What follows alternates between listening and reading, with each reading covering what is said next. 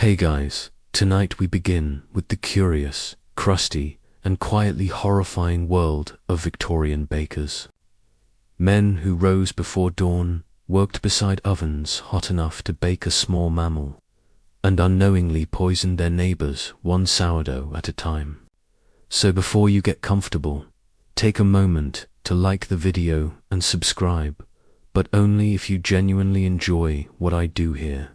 And let me know in the comments where you're tuning in from and what time it is. It's always fascinating to see who's joining us from around the world. It's 4 a.m. in Victorian London. The streets are quiet except for the occasional horse that forgot it's been dead for 2 days. The smog hasn't quite thickened yet, but give it time. You, however, are already awake. Not because you love mornings, not because you're a hustler or believe in early bird philosophy. No, you're a baker. And in this era, that means you rise before God does. You drag yourself out of a straw mattress so stiff it could legally be classified as furniture and punishment.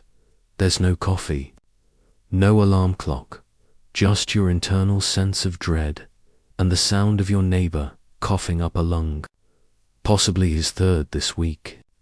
You slip into your baking clothes, a flour-stained apron, and the vague hope that today maybe you won't pass out near the oven. The bakery is less cozy pastry shop and more gas chamber with a chimney. It's tucked below street level like a secret lair for someone whose superpower is gluten intolerance.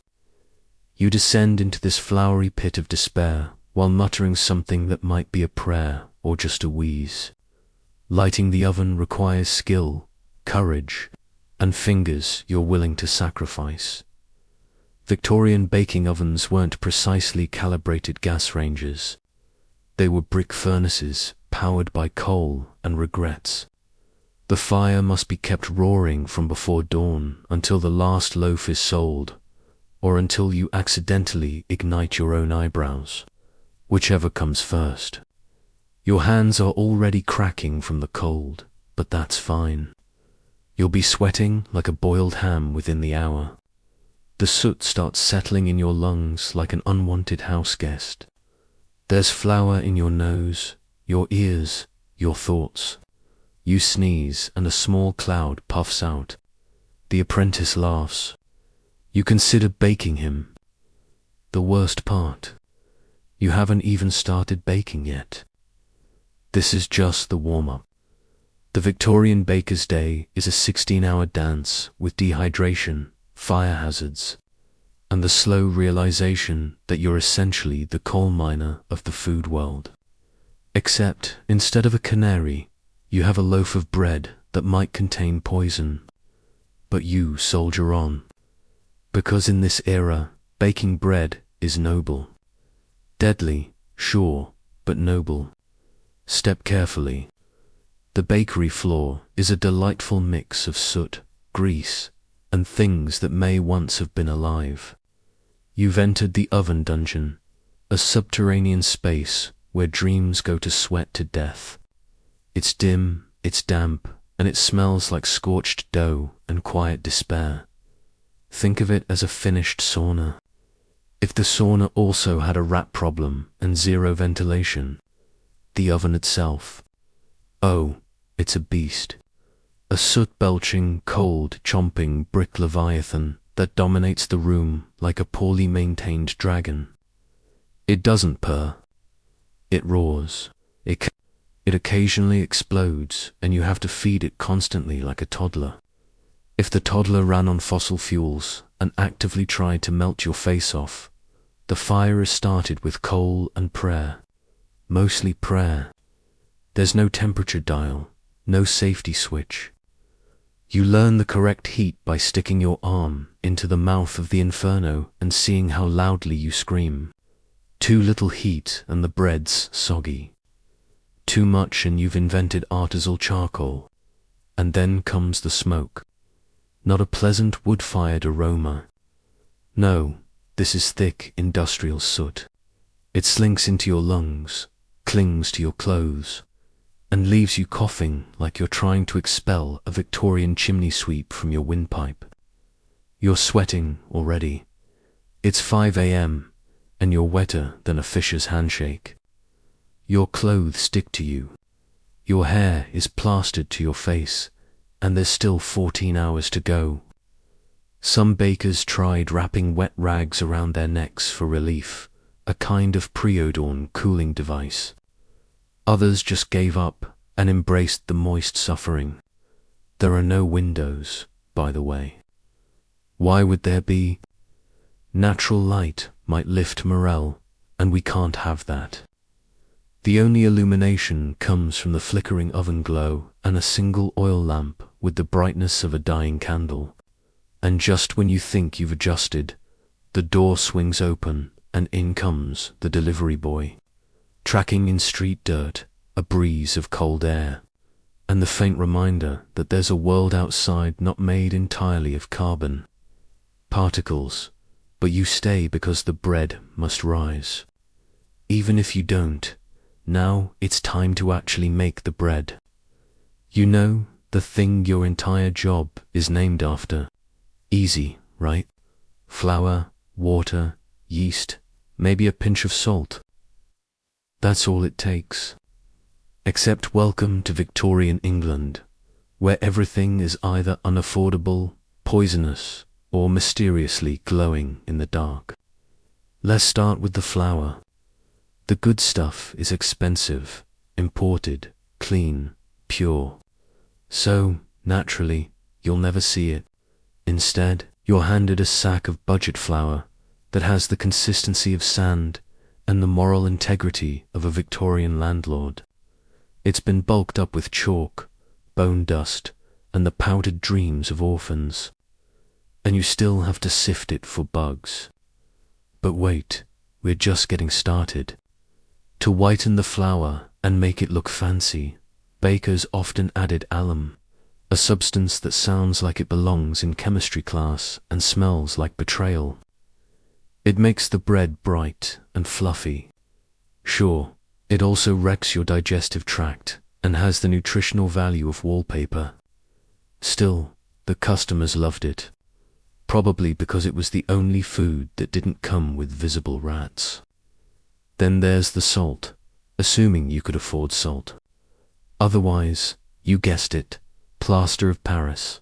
Yes, the stuff used to make sculptures and possibly to reinforce the walls of your bakery, so they don't collapse under the weight of their own shame. As for yeast, fresh yeast was unpredictable and hard to store. So many bakers turned to beer bomb, the frothy byproduct of brewing. It gave the dough a nice rise and a faint taste of regret. But if that ran out, don't worry. Someone always had a stale loaf you could boil down and use as a fermented starter. It's recycling Victorian style. Oh, and water. That's assuming you had clean water, which you don't.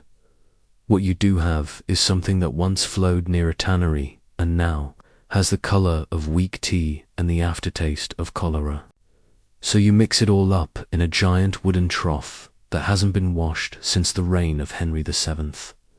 A few stray hairs, maybe a fingernail, just call it rustic. And voila, your dough is ready. Or cursed, possibly both. Ah yes, alum, the Victorian baker's favourite, not-so-secret ingredient. If the 1800s were Hogwarts, then alum would be the shady spell you found scribbled in the margins of an old, mouldy cookbook. Whiteness, Maximus. Side effects may include organ failure. Let's get this out of the way. Alum wasn't added for flavour, nutrition, or culinary flair. It was added for appearances. Because in the age of grime, soot, and industrial sludge, people wanted bread that looked clean. And nothing says clean like powdery whiteness achieved through aluminum sulfate, a compound also used in tanning leather and pickling body parts. Charming bakers discovered that tossing in a pinch or several fists to vellum made low-quality flour appear higher. It fluffed the dough, gave it that pristine white crumb, and tricked the average customer into thinking they were eating something safe. And who could blame them? You're not buying artisanal sourdough from a bearded hipster in 1842. You're buying from a man whose apron may or may not contain blood from several species. Now, alum wasn't technically poison. That would be too simple. Instead, it was a slow burn gastrointestinal nightmare. Frequent consumption caused stomach cramps, vomiting, and long-term damage to the kidneys and bowels. But since no one back then tracked symptoms, unless they involved spontaneous decapitation, most people just blamed the usual suspects. Ghosts, bad humors, or the French. What's worse, alum was cheap, dirt cheap. So the poorer you were, the more likely your bread came with a healthy dose of colon corrosion. Some bakers even mixed alum with pipe, clay, or ground bones to cut costs. It was less baking and more alchemy. If your goal was to create a pastry that fought back, health inspectors, oh sweet summer child, this was Victorian England. The only regulation was don't get caught. A few reformers tried to raise awareness about alum, publishing pamphlets with titles like Deadly Bread and The Working Man's Intestines. But most people kept eating whatever was available. Because hunger has a way of dulling one's interest in chemistry. So, you've survived the oven dungeon and the alum mystery sludge. Congratulations, you're still breathing for now. But let's spice things up with a little arsenic, shall we? You know that classic rat poison that Victorian England kept accidentally sprinkling into its food like it was cinnamon.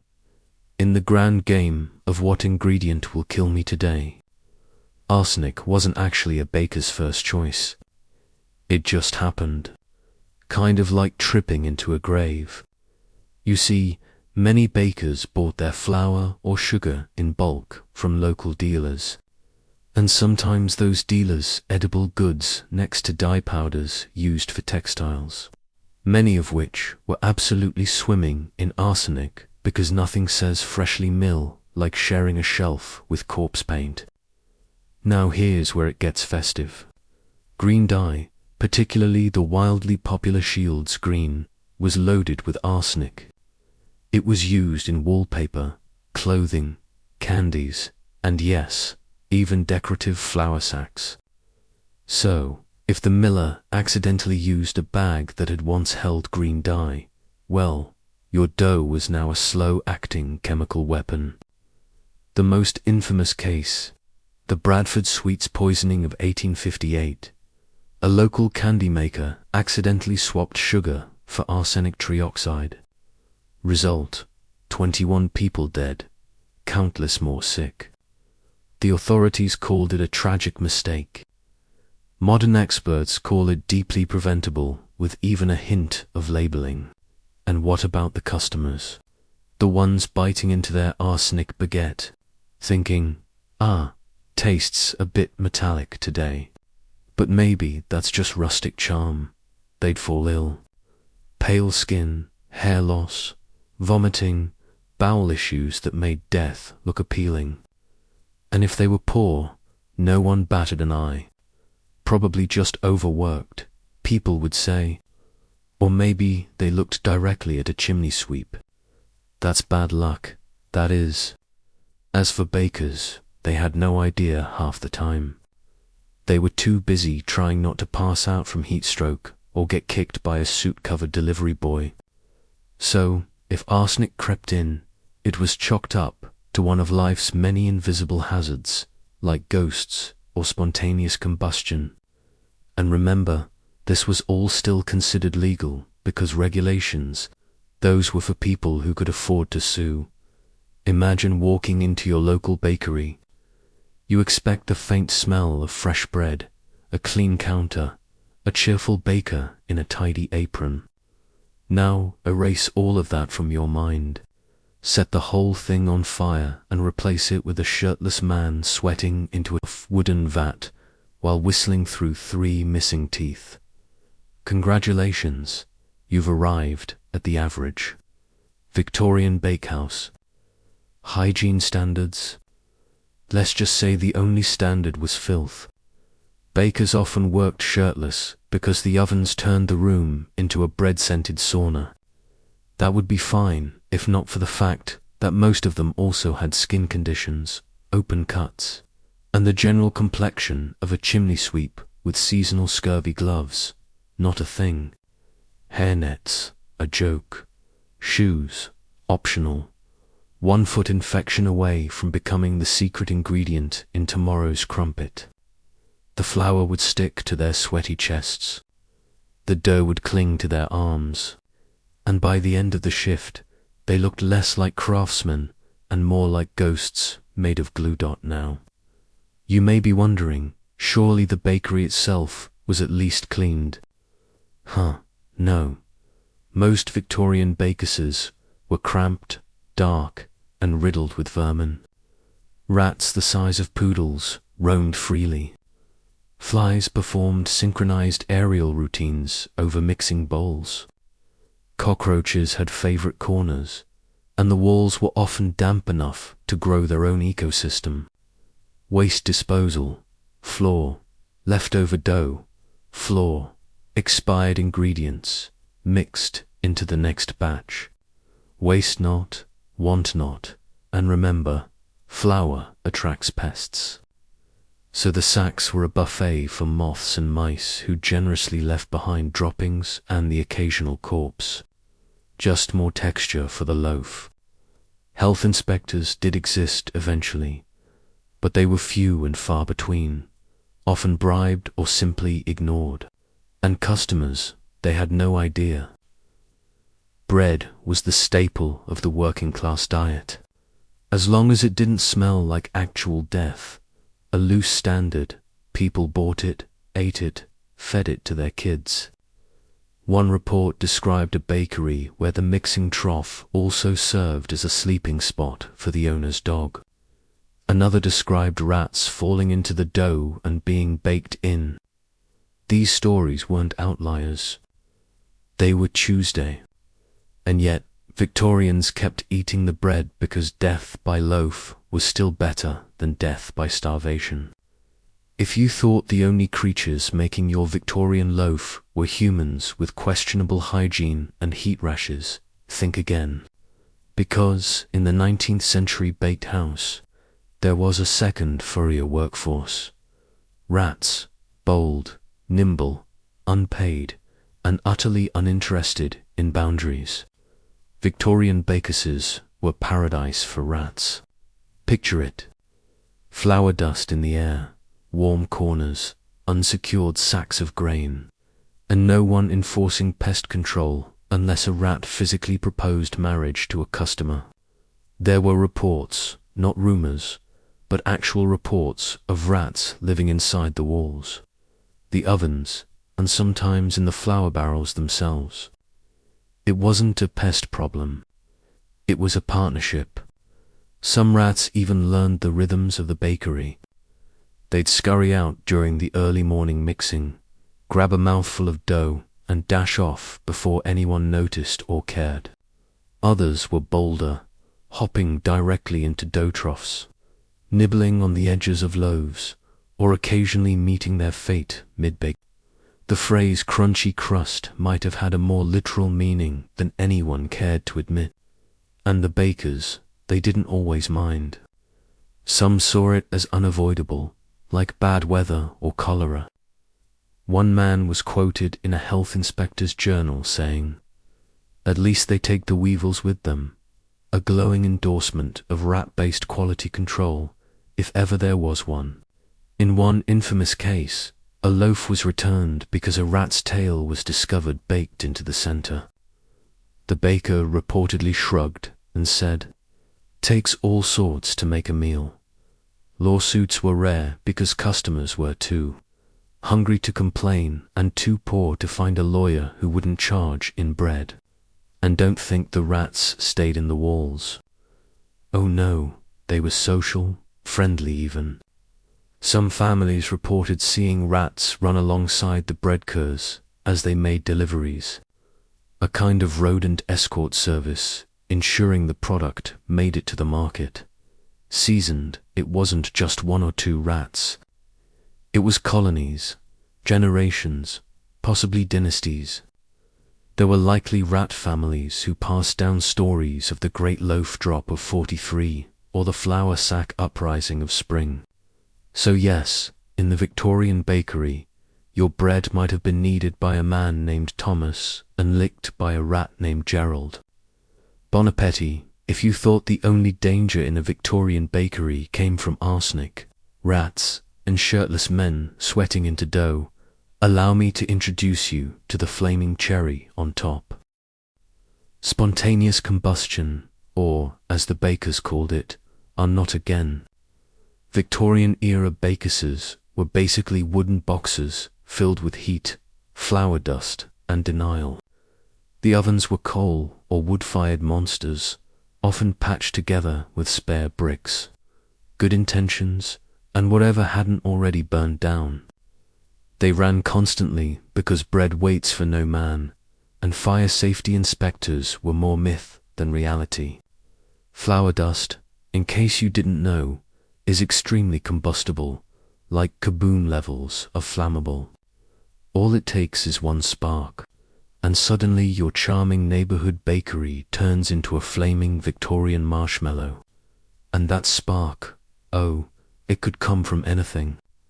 A dropped coal, a faulty oven door, or the baker's pipe, because, yes, they also smoked inside around open flames next to clouds of dust, while wearing linen soaked in sweat. Genius, truly. The floors were usually wooden, soaked in oil, yeast, and regret. The walls were stained with soot and fire buckets. Maybe there was one. Maybe it was filled with flour. Who could say? The worst part, fires didn't even guarantee renovations. Some bakeries caught fire multiple times and just kept operating like it was part of the ambience. Yes, the roof is gone, but look at that crust. If half the ceiling fell in, they'd just board it up and declared the bread wood-fired artisan style. One London bakery burned down 3 times in 6 years. The city council blamed it on bad luck. The baker blamed it on ghosts. No one blamed the literal oven wedged up against a sack of coal and a hanging curtain. Insurance? Forget it. Most working-class bakers couldn't afford it. So when the place burned, they either rebuilt with donations or went into debt, which is hard to repay when your only source of income just went up in smoke, sometimes quite literally while they were shaping the morning rolls. And yet they persisted, because in Victorian England, if your bakery wasn't a fire hazard, people assumed your bread tasted like sadness. If you were a child in Victorian England with dreams of becoming a baker, congratulations. You were likely about to embark on a magical journey known as indentured servitude, wrapped in flour and casual psychological trauma. Baker apprenticeships were pitched to families as golden opportunities. Learn a trade, earn a crust, maybe even open your own shop one day. The reality, you'd be shoved into a bakery at age 10, work 16-hour shifts for years, and leave with scoliosis, flour lung, and a deep resentment of yeast. The training system mostly consisted of doing every single miserable task the master baker didn't want to do. Sweeping floors, you stoking fires at 3 a.m., you hauling 80-pound sacks of flour up crooked stairs while being shouted at for bruising the grain. Definitely you. Mistakes were not treated as learning opportunities. They were treated as a personal insult to the master's honor. Flattened a loaf. That's a week of verbal lashings. Burned a batch. Sleep in the flour bin. Forgot to polish the oven door. Are you trying to ruin me, boy? Oh, and the living conditions. Many apprentices lived in the bakehouse, usually in a cramped loft above the ovens, next to sacks of barley and an elderly rat named Clarence. It was always hot, always noisy, and always smelled like yeast, smoke, and old socks. Nutrition was ironic. You'd think someone surrounded by bread would be welfed, but apprentices often survived on crusts and crumbs. Full loaves were for paying customers. One former apprentice wrote that his lunch was whatever the rats hadn't eaten. Yet, inspiring physical punishment wasn't common. It was expected. A cuff on the head here, a boot to the backside there. If the master baker had a bad morning, you became the bread. No one intervened. Not your parents, not the law, and certainly not the guilds, who mostly existed to protect the baker's right to underpay you. And yet many apprentices stuck with it because what else was there? Coal mines, chimney sweeping, dying in the street. In that context, getting screamed at by a man in a flour-covered waistcoat while kneading bread at 4 a.m. didn't seem so bad. Just don't ask about their emotional development. Step into a Victorian bakery and inhale deeply. Ah, yes. Flour dust, coal, smoke, and the subtle bouquet of permanent lung damage. In the 19th century, the simple act of breathing while baking bread was a gamble, a wheezy, phlegmy game of respiratory roulette. You never quite knew what you'd get. Chronic bronchitis, flour lung, or just the delightful sensation of coughing up what felt like an entire baguette. At the heart of the issue was flour, not the quaint, artisanal, organic variety with nice branding, but raw, industrial, powdery chaos. Mixing flour wasn't done in neat sealed machines. No, it was done in open vats by hand in rooms where the air was literally opaque with dust.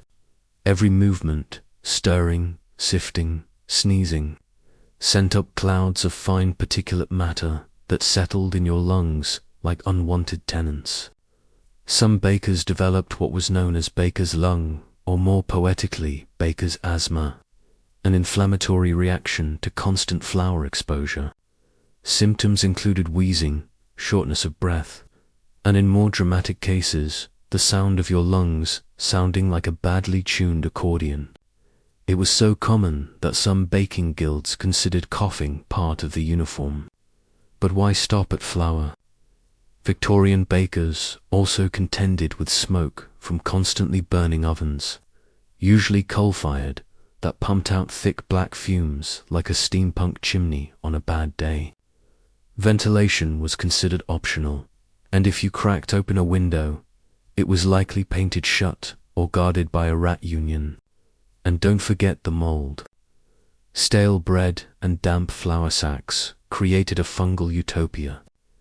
Breathing in spores was just another occupational hazard, like burnt eyebrows or mild hallucinations from alum consumption. Of course, no one wore masks.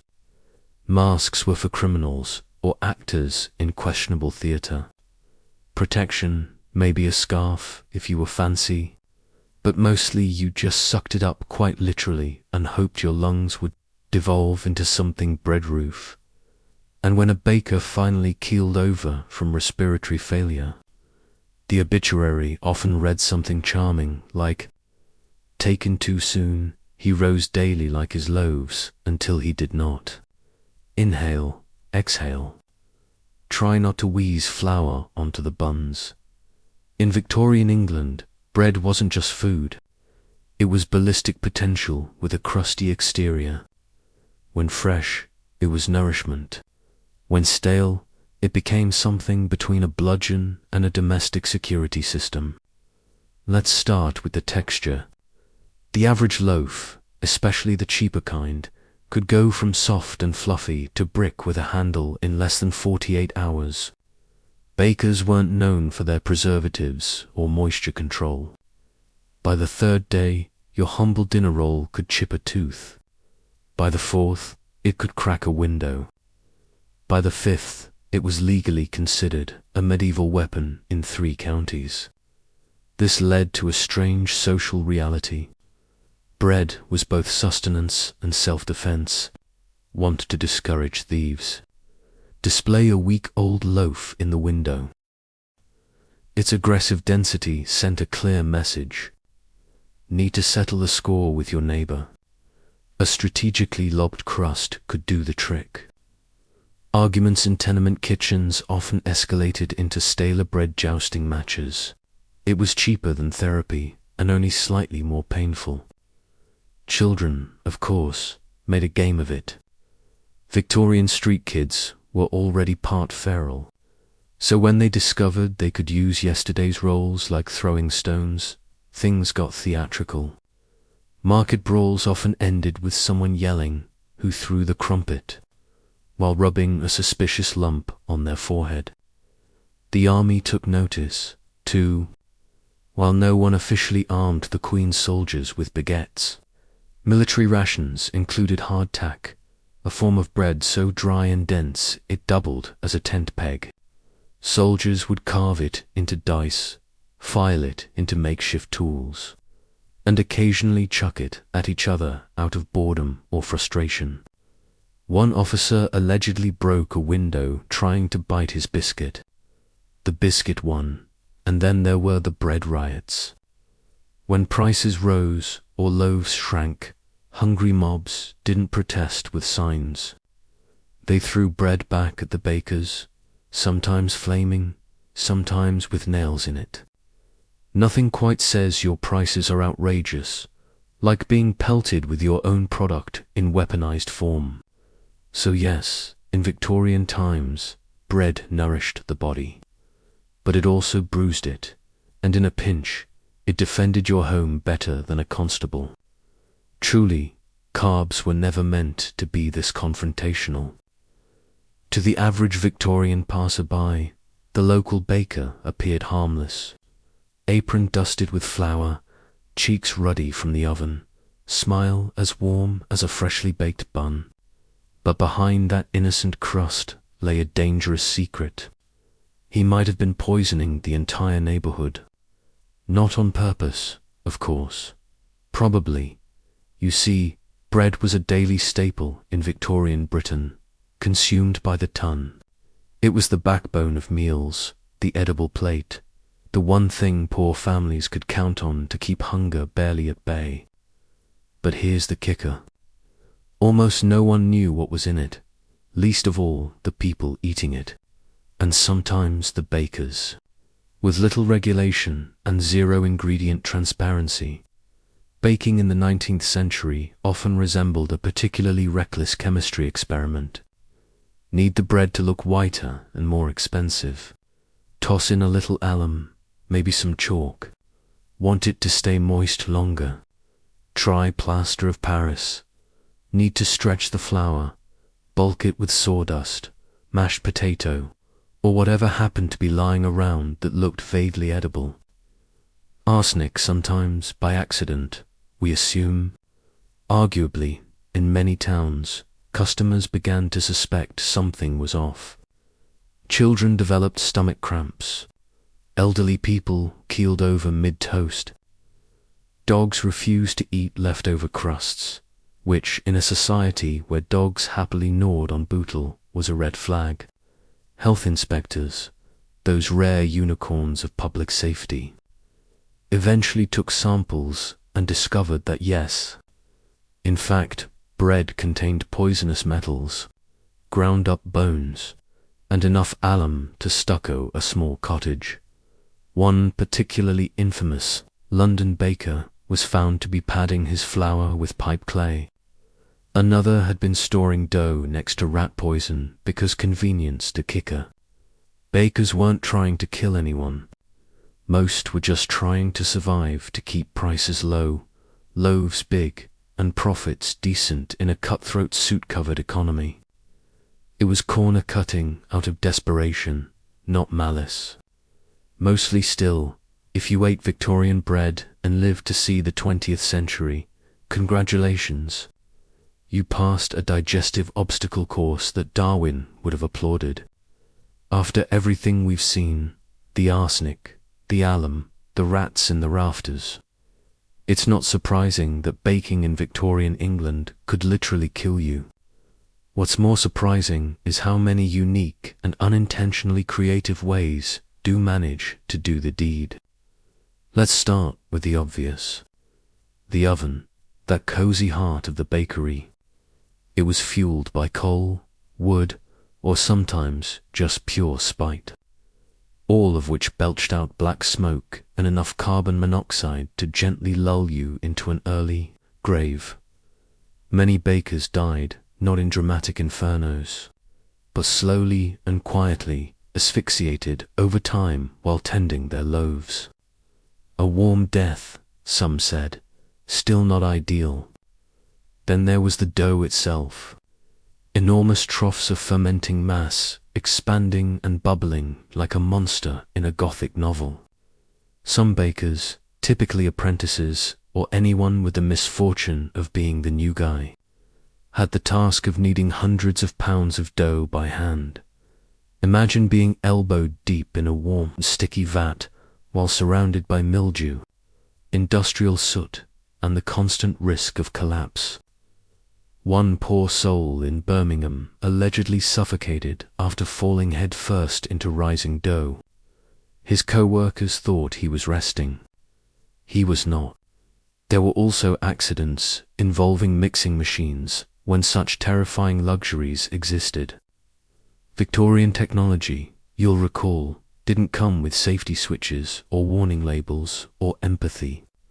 So when your sleeve got caught in a dough hook, you didn't file an HR complaint. You hoped someone noticed you missing before your kneading arm became needed arm. And of course, there were the fires. Ovens exploded. Flour dust ignited. Entire bakeries went up in flames because some clerk sneezed near a gas lamp. One notable London fire in 1861 started, no joke, because someone left bread in too long. The lesson: always set a timer, preferably one that doesn't rely on a traumatized apprentice's internal clock. In the end, Victorian bakers didn't just make food. They risked their lives to make daily poison sound appealing. They worked 16-hour days, inhaled coal, fought rats, dodged explosions, and still got blamed when the crust wasn't golden enough. So next time you nibble a baguette in a cozy cafe, raise a crumb to the soot-stained heroes of the past. They died so we could brunch. After decades of industrial flour fakery, chemical garnishings, and enough alum to mummify a horse, the British public had had enough. Yes, even the Victorians, a people known for enjoying bland porridge and casual child labour, eventually drew the line at bread that glowed in candlelight and made your intestines scream. Welcome to the Great Bread Reform. By the mid-9th century, a few brave souls, mostly doctors, angry and mothers with suspiciously ill toddlers, began asking awkward questions like, why does this loaf taste like a tombstone? And is chalk a necessary food group? Cue the rise of public health campaigns and a slew of scientific investigations. Suddenly, food adulteration was a hot topic in Parliament. You know things are bad when politicians stop arguing about foreign wars and start worrying about breakfast. In 1860, the Adulteration of Food and Drink Act was passed. It had all the teeth of a wet biscuit, but it was a start. Then came the 1875 Sale of Food and Drugs Act, which actually had enforceable penalties and inspectors with clipboards, real ones who wore uniforms and didn't accept, I swear, it's just flour as an excuse. Bakers were now subject to surprise checks, lab testing, and horrifying accountability. Several were dragged to court and forced to explain why their bread could polish a doorknob. Consumers got wise, too. The rise of literacy and mass printing meant newspapers. could plaster headlines like bread of death and your daily loaf may be a lie. A kind of clickbait before the internet, but with more fonts. Of course, not everyone was thrilled. Some bakers grumbled that real flour was expensive and regulations were for people with something to hide. But public opinion slowly turned against the cheap white loaf and instead embraced the dense, slightly brown, slightly edible truth. By the dawn of the 20th century, Victorian bakeries looked a bit less like chemical weapons labs and a bit more like the respectable carb havens we know today. Fewer rats, fewer deaths, still no gloves, but hey, progress. So, if you've ever enjoyed a sandwich without coughing up chalk dust or seen your bread last more than a day without suspicious mold colonies forming, you owe a little nod to those brave Victorians who dared to ask, should bread kill people? Apparently, the answer was no.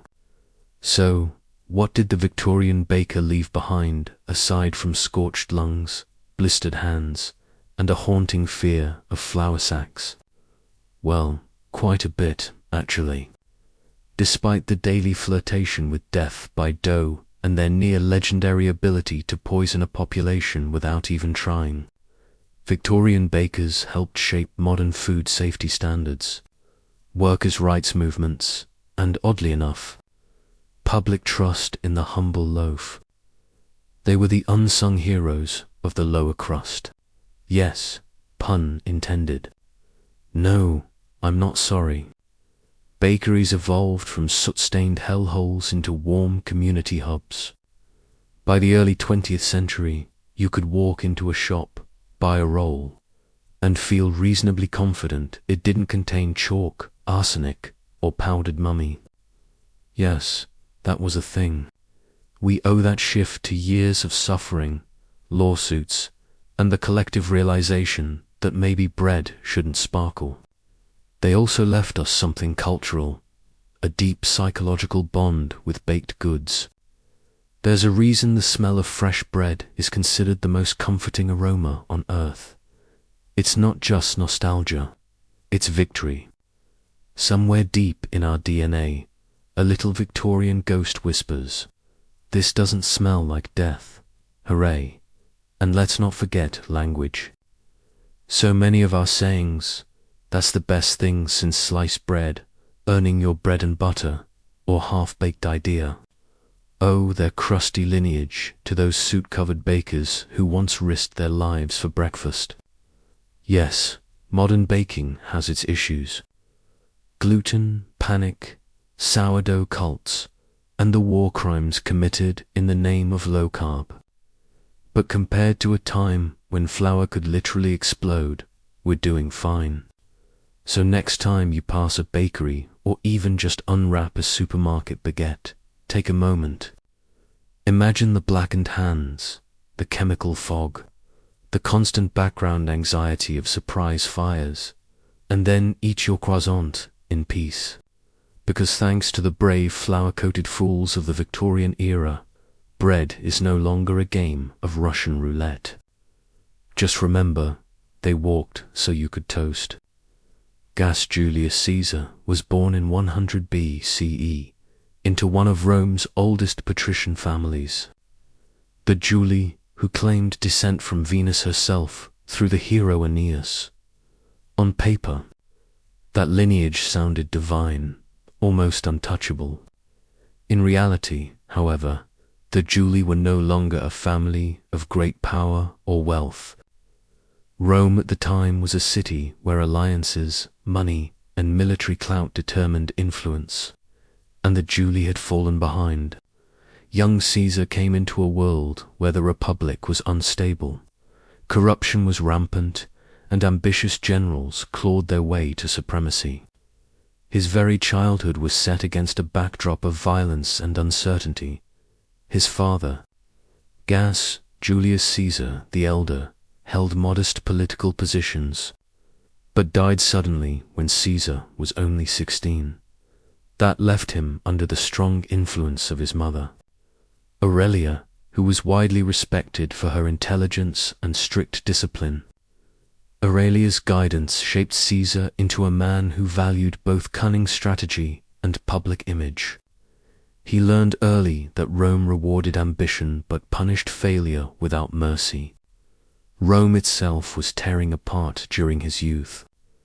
The bitter rivalry between Lucius Cornelius Sulla, champion of the aristocratic Optimates, and Gaius Marius, Caesar's own uncle by marriage, plunged the Republic into civil war. Caesar's family ties to Marius instantly made him a political target. When Sulla eventually triumphed, he demanded Caesar divorce his wife Cornelia, the daughter of Czar, an ally of Marius. Caesar refused. For a teenager to defy the most powerful man in Rome was practically a death sentence. Sulla stripped him of his inheritance, titles, and even marked him for execution. Caesar fled the city, surviving only through bribery and hiding. At one point, he was forced to move constantly under disguise, shifting from safe house to safe house, while Sulla's men hunted him. Eventually, through the pleading of influential relatives, Sulla spared his life, but warned those who intervened. In this Caesar, there are many Mari uses. It was a chilling prophecy. Even Sulla, the ruthless dictator who had crushed his enemies without hesitation, sensed something dangerous in this young man. From the very start, Caesar's life was marked by risk, defiance, and survival. He had learned that Rome was no place for the timid. To live, he had to be bold. To thrive, he had to be exceptional. After narrowly escaping Sulla's wrath, Caesar's path forward seemed uncertain. Stripped of wealth and position, he turned to the one career that could still elevate a young Roman with nothing left to lose, the military. With no money, no inheritance, and few allies in the Senate, soldiering was his ticket to survival and recognition. He enlisted and soon proved himself far more than a privileged patrician youth, stationed in Asia Minor and later in Cilicia. Caesar displayed the kind of daring courage that made commanders take notice. In one legendary incident during the siege of Mytilene, he showed remarkable bravery in battle, earning the prestigious civic crown, a military honor awarded for saving fellow soldiers' lives. To a man stripped of nearly everything, this small wreath of oak leaves was more than a medal. It was proof that glory could be seized on the battlefield, even when denied in politics. But Caesar's exile wasn't only about combat. It was also about survival in a world that mocked weakness. His time abroad hardened him, teaching him the art of commanding loyalty and projecting confidence. He studied rhetoric in Rhodes under the famed teacher Apollonius Mullen, honing the persuasive oratory that would later captivate the Senate and the people of Rome alike. His voice would become one of his deadliest weapons, as sharp as any sword. Then came a moment straight out of legend, his kidnapping by Cilician pirates in the Iron Sea. Most men would have begged for mercy or quietly prayed for ransom. Caesar, however, laughed at his captives. He told them they demanded too small a ransom for a man of his importance and insisted they raise the price. During his captivity, he treated the pirates not as masters, but as underlings, reciting poetry to them, ordering them to be quiet when he wanted to sleep, and promising that, once free, he would return to crucify them. They thought he was joking. He wasn't, after his ransom was paid and his freedom secured. Caesar raised a small fleet, hunted the pirates down, and captured them. True to his word, he had them crucified, though displaying that peculiar blend of cruelty and mercy that would define him. He first ordered their throats cut to spare them prolonged suffering.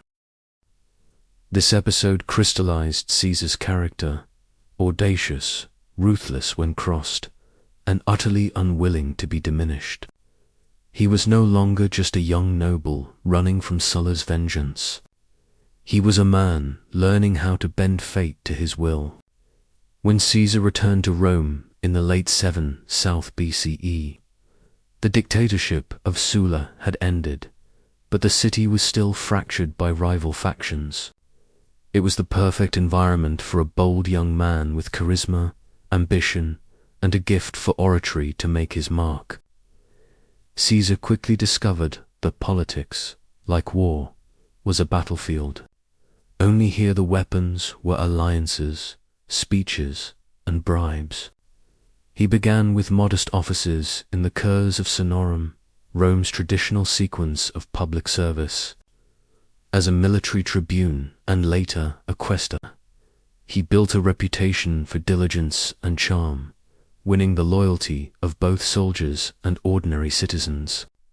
Unlike many of his aristocratic peers, Caesar cultivated an image of accessibility. He dressed elegantly but not extravagantly, spoke to the common people with respect, and made it clear that he was on their side against the entrenched elites. It was the first glimpse of his populist genius, the ability to cast himself as the champion of Rome's forgotten masses, while never forgetting his own pursuit of power. Money, however, was always a problem. Campaigning in Rome was ruinously expensive, and Caesar spent far more than he had. He borrowed enormous sums from wealthy patrons like Marcus Licinius Crassus, the richest man in Rome, who saw potential in backing an ambitious politician with the energy to challenge their rivals. In return, Caesar offered loyalty and influence, though he never allowed himself to become anyone's mere client. His career advanced quickly. As Aedile, he staged extravagant public games and festivals, filling the city with spectacles that won him immense popularity. Gladiatorial shows, parades, and lavish entertainments thrilled the crowds even as they sank him deeper into debt. But to Caesar, debt was not a burden. It was an investment in power. He knew that the people's love was worth more than gold. And once he held real authority, creditors would think twice before demanding repayment. Yet Caesar also revealed his cunning in aligning himself with symbols of reform. He honored the memory of his uncle Marius, once declared an enemy of the state, by restoring statues that Sulla had destroyed. This act was dangerous. It outraged conservative senators, but it electrified the public and signaled that Caesar was unafraid to challenge the old guard. By his 30s, Caesar was no longer a man scrambling for survival. He had carved a niche as Rome's rising star. Charming, daring, adored by the people, and increasingly feared by the Senate. The stage was set for him to leap from local politics to the global theatre of empire.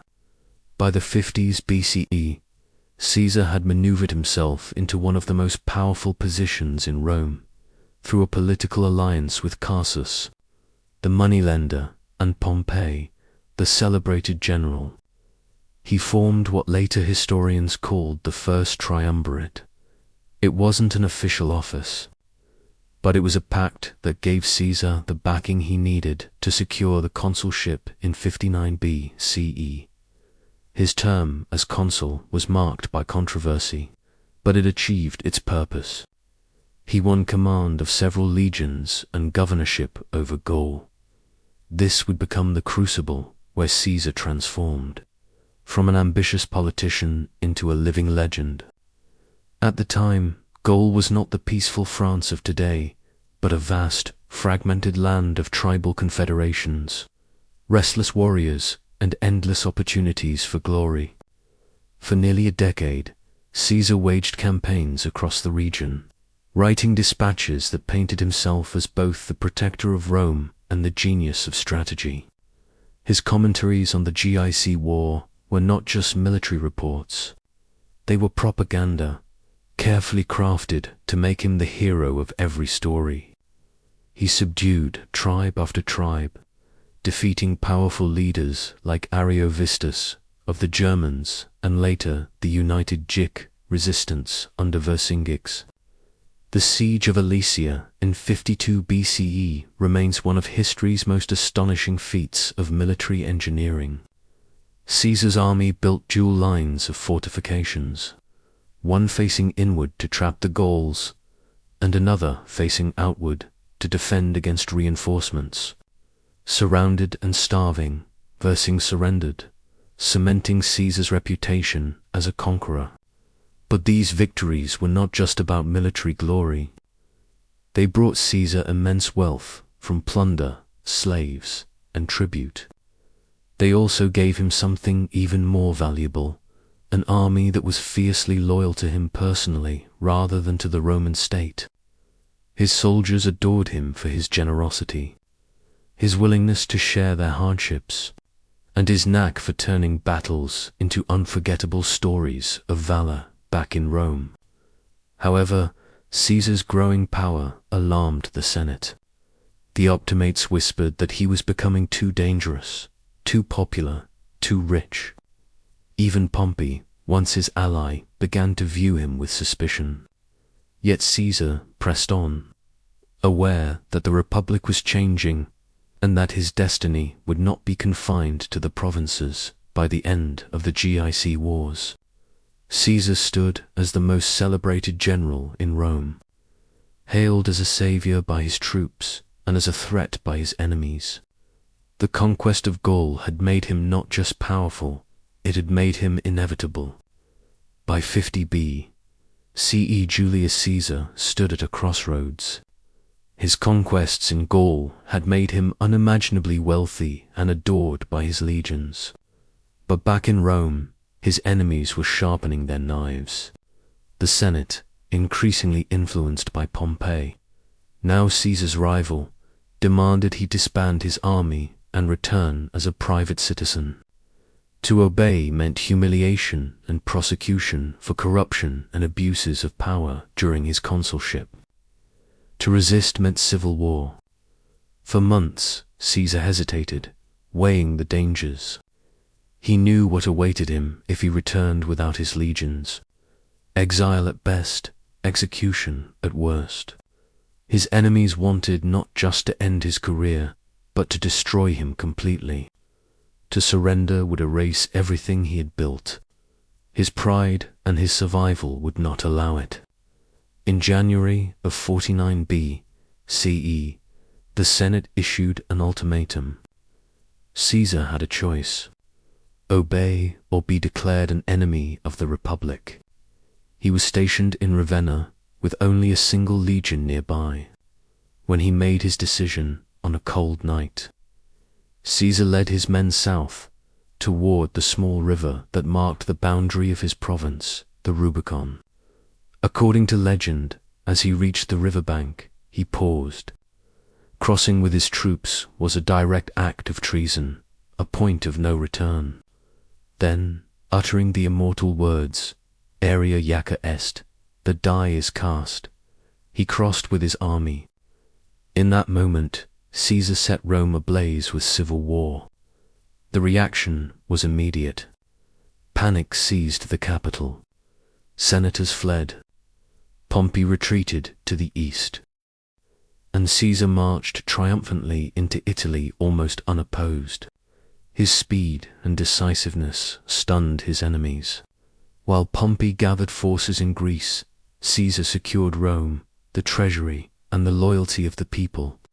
He presented himself not as a tyrant, but as a savior who had been pushed into action by his enemy's treachery. Yet, make no mistake, Caesar had gambled everything. A single defeat could strip him of power and life alike. But his genius lay not only in strategy but in narrative. To his men, he was not just a commander. They were fighting for him, not the Senate. To the masses, he was a protector against corrupt elites. The Rubicon was more than a river. It was the dividing line between the old Republic and the rise of personal rule. By crossing it, Caesar ensured that Rome would never be the same again. With the Rubicon crossed, Caesar plunged Rome into civil war. Pompey, once his ally, now commanded the Senate's forces, backed by aristocrats terrified of Caesar's ambition. For years, the two titans clashed in a struggle that would decide the fate of the Republic. Caesar's genius was speed. He moved with startling efficiency, seizing Italy, then Spain, then sailing east to confront Pompey at the decisive Battle of Pharsalus in 48 BCE. Against greater numbers, Caesar's disciplined veterans crushed Pompey's army. Pompey fled to Egypt seeking refuge, but met a tragic end. Assassinated on the orders of Pharaoh Ptolemy III. When Caesar arrived, he wept at the sight of his rival's severed head, not only mourning a former ally, but recognizing the dishonor of such a death. Egypt, however, offered more than grief. Caesar became entangled with Cleopatra VII, the brilliant and ambitious queen. Their political and romantic alliance secured her throne and gave Caesar both prestige and scandal back in Rome. He lingered in Alexandria, fathering a child, Caesarion, with Cleopatra before returning to the business of conquest. From 46 to 45 BCE, Caesar campaigned across Africa and Spain, defeating the remnants of Pomp's supporters. With his enemies vanquished, he returned to Rome in triumph. Hailed as the master of the Republic, he staged lavish celebrations, showered veterans with rewards, and restructured the Senate, swelling its ranks with loyalists. In 44 BCE, Caesar took the title of Dictator Perpetuus, dictator for life. To many Romans, this was the final nail in the Republic's coffin. His power was absolute. He controlled the treasury, the armies, and the Senate. Yet, he was not content with mere survival. He sought to reform Rome itself. He introduced calendars. The Julian calendar we still echo today, launched public works, offered debt relief, and extended citizenship. His vision stretched beyond Rome toward empire. But for all his brilliance, Caesar could not silence the whispers. To traditionalists, he was no reformer. He was a king in all but name, a role Romans had despised since they expelled their monarchs centuries earlier. His honors, his golden chair in the Senate, his statues among the gods, all fueled suspicion that Caesar intended to crown himself. The Republic had not died quietly. It was suffocating under Caesar's embrace. His unmatched power brought stability, but also fear. And fear in Rome was the spark of daggers. By 44 BCE, Caesar stood at the pinnacle of his power.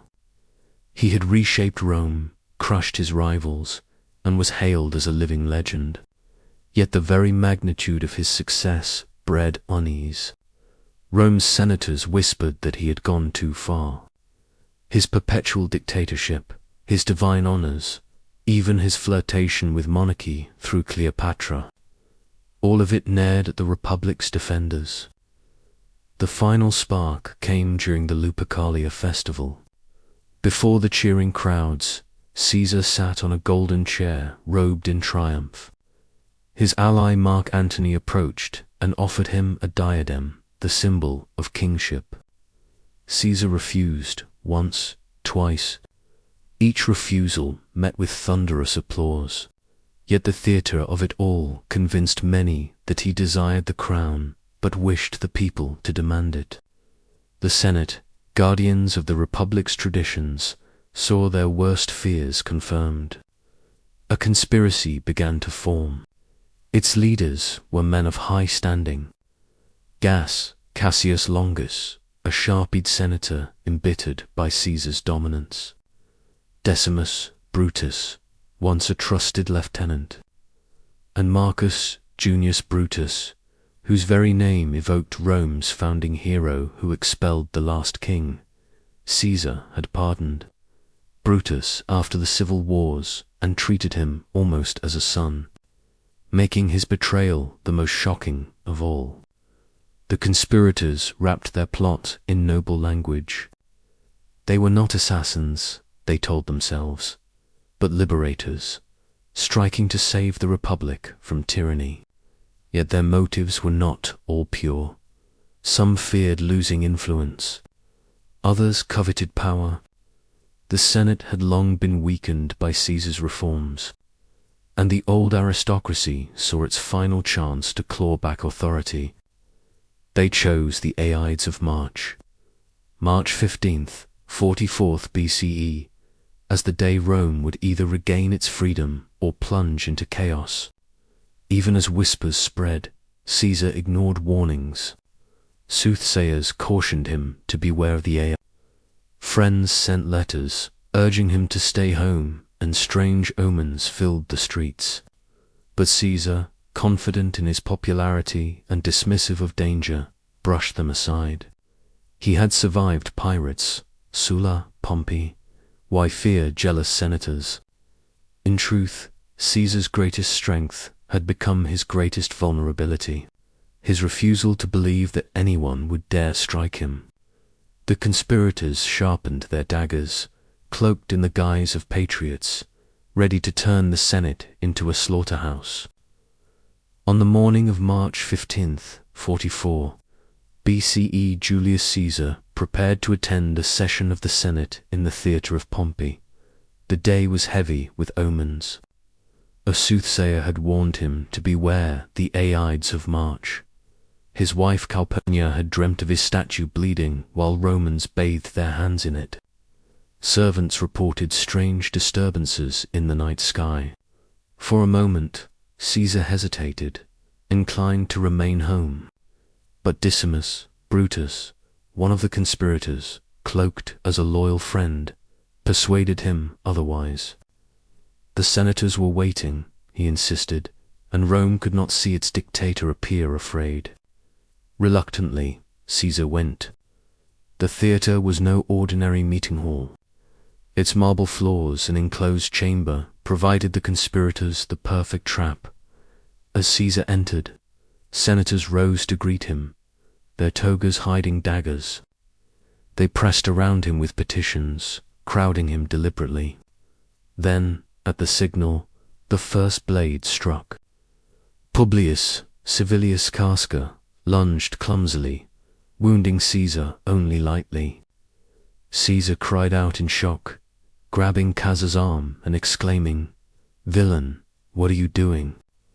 But in an instant, the rest of the conspirators descended. Steel flashed as they stabbed from every side. The dictator struggled, trying to fend them off, but he was outnumbered. According to tradition, it was when he saw Brutus among them that Caesar ceased resisting. The sight of the man he trusted most, perhaps even loved like a son, was the final betrayal. Ancient writers record his words differently. Some say he uttered nothing. Others claim he whispered it to Brute, "You too, Brutus." Whether real or legend, the moment became immortal. Rome's most powerful man, undone not by enemies, but by friends. Caesar collapsed beneath Pompey's statue, drenched in blood, pierced by 23 wounds. The symbolism was stark. Pompey, once defeated by Caesar, now stood over him in death. The conspirators, having completed their grisly task, raised their daggers high, proclaiming themselves liberators of the Republic. But outside the Senate, the reaction was far from jubilant. The Roman people who had adored Caesar for his reforms, his generosity, and his military triumphs did not celebrate. Instead, shock, fear, and rage filled the streets. The Republic had been saved, or so the conspirators believed. Yet, in truth, the knives of March had cut Rome open, and what spilled out was not freedom, but chaos. The assassination of Julius Caesar was meant to restore the Republic. Instead, it shattered it beyond repair. The conspirators, imagining they would be hailed as saviors, discovered quickly that they had misread Rome's heart. The people mourned, not celebrated. To them, Caesar had been a benefactor. He had cancelled debts, expanded citizenship, and filled the city with games and spectacles. The senators who struck him down looked less like liberators and more like jealous aristocrats, desperate to protect their own privileges. Caesar's funeral sealed their fate. Mark Antony, his loyal lieutenant, delivered a speech that turned grief into fury. Standing before the crowd, he held up Caesar's blood-stained toga pierced with daggers, and pointed to each wound as if the dictator himself cried out from the grave. Antony read Caesar's will, revealing that he had left generous gifts of money to every Roman citizen and parks for public use. The people erupted.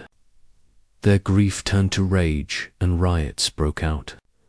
Caesar's body was burned in the Forum on a makeshift pea, the flames consuming not only his remains but the last illusion of peace.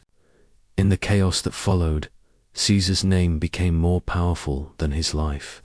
His heir, Gaius Octavius, later Augustus, would use that name to claim legitimacy. Antony rallied soldiers in Caesar's honor, and together with Lepidus, the three formed the Second Triumvirate. Their first act was vengeance, hunting down Caesar's assassins, from Caesar and Brutus to the lesser blades, ending their lives in battles fought across the collapsing Republic. Yet Caesar's true legacy was not just vengeance, but transformation.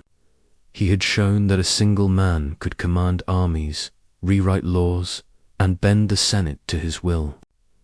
The Republic had relied on checks and balances, but Caesar had torn through them with charm, brilliance, and ruthlessness. His death left a vacuum that no Senate could fill. Out of that void rose empire. In time, Octavian would style himself Augustus, Rome's first emperor, claiming to fulfill Caesar's vision. Statues of Caesar stood as those of a god, his name carried like a banner by generations of rulers. Even centuries later, Caesar became a title for emperors and kings, Kaiser Tar echoing across history. The man who once crossed the Rubicon had crossed into legend. His life was ambition unchained, his death betrayal embodied, and his legacy the birth of an empire that would dominate the world for centuries. The story of the Olympic Games begins not with crowds or stadiums, but with a sanctuary. Nestled in the lush valley of Olympia in the Peloponnese, this sacred site was more than a place for sport. It was the beating heart of Greek religion and identity.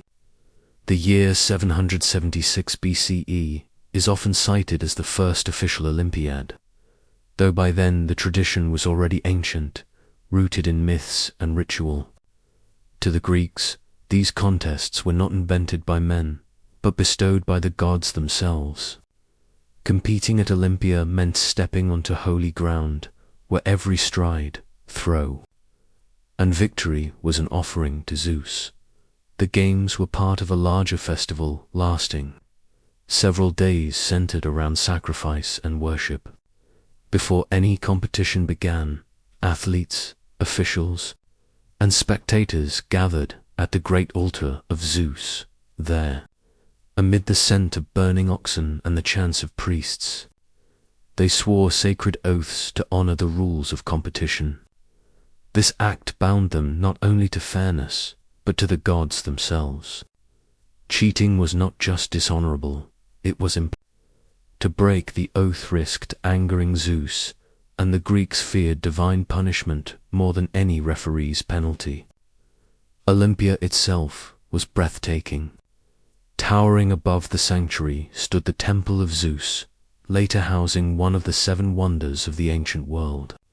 the colossal statue of the gods seated in majesty. Nearby olive groves shimmered in the sun, their branches waiting to crown the victors. The entire atmosphere was one of reverence. Athletes stripped naked, not for vanity, but to honor the purity of the body as a divine creation. To perform unclothed was to show that nothing was hidden, that skill alone determined greatness. The games also carried political weight. City-states locked in constant rivalries agreed to a sacred truce, suspending wars so athletes could travel safely to Olympia. For a brief moment, enemies laid down their weapons, united in devotion to Zeus. In a world fractured by conflict, the games symbolized an ideal that Greek identity transcended borders, and that honor won in Olympia was honor for all of Hellas. Thus, the first Olympic Games were not simply about running faster or wrestling harder. They were a fusion of faith, politics, and community, a celebration where men became vessels of divine glory. To win at Olympia was to achieve immortality, not just in the annals of sport, but in the eyes of the gods themselves. Long before the starting line, the Olympic Games began with a journey. Athletes and spectators alike poured into Olympia from every corner of the Greek world. Sparta, Athens, Corinth, and even distant colonies along the Mediterranean. The sacred truce, the Echecaria guaranteed safe passage. For a few precious weeks, roads that normally echoed with the of soldiers' boots now carried processions of pilgrims, athletes, and merchants. The trek was arduous. Competitors walked or rode for days under the blazing summer sun, training along the way, eating simple meals of cheese, figs, and barley bread to keep their bodies lean and strong. As they neared Olympia, the roads grew more crowded, buzzing with anticipation. Merchants hawked wares, storytellers recited epic poetry, and farmers brought carts laden with wine, olives, and roasted meats to feed the swelling crowds. The moment of arrival was unlike anything else in the Greek world. Olympia was no bustling city, but a sacred sanctuary tucked among groves and hills. As athletes stepped into the Olis, the sacred precinct, they were awed by the sheer majesty of the place. Temples dedicated to Zeus and Hera loomed over the grounds, and statues of past victors stood proudly, each a reminder that glory here was eternal. Every competitor who entered felt the weight of history pressing on their shoulders. Before they could compete, athletes were required to prove their worth. They gathered in front of the statue of Zeus Hoios, the guardian of oaths, and swore solemnly to follow the rules of the games. This ritual was not symbolic. It was binding. False claims of eligibility, cowardice in competition, or attempts at bribery could lead to disgrace, heavy fines, and eternal shame inscribed on stone tablets. For the Greeks, this was more than sport. It was honor before the gods. The athletes then lodged in simple quarters, training and preparing in the days leading up to the events. They practiced in the palestra and gymnasium, sharpening their bodies into weapons of speed, strength, and endurance. Rivalries simmered quietly as men sized up their opponents. Every athlete knew that victory at Olympia would bring not only fame for themselves, but glory for their cities. The arrival at Olympia was therefore both a pilgrimage and a test. The games demanded more than physical prowess. They demanded devotion, discipline, and the courage to face not just competitors, but the gaze of Zeus himself. One of the first shocks a visitor to Olympia might have experienced was the sight of athletes competing entirely naked. To modernize, it might seem scandalous, but in ancient Greece, nudity in sport was not indecent. It was sacred. The unclothed male body represented beauty, strength, and divine harmony. To the Greeks, the human form at its peak was a reflection of the gods themselves. The origins of this tradition are wrapped in legend. Some claimed it began when a runner, attempting to win, shed his loincloth and found freedom of movement. Others told stories of athletes whose garments slipped off midra, prompting officials to ban clothing altogether. Regardless of how it began, by the time of the first recorded Olympics, nudity was already the standard, a practice embraced with pride.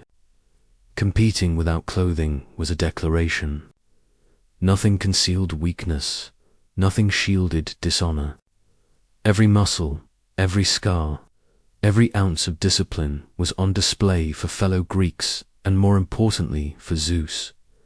Victors were sculpted into statues, celebrated not just for their triumph, but for the perfection of their form. Artists and poets alike treated the athlete's body as a canvas of divine proportions, something to be immortalized in marble and song. There was also a democratic element in this practice. Stripped of robes or armor, athletes were equals before the gods. Kings and commoners alike competed in the same way, judged solely on their physical ability and dedication. Wealth might buy better training or tutors, but in the stadium, naked under the sun, every man was laid bare. The nudity, however, was not without ritual.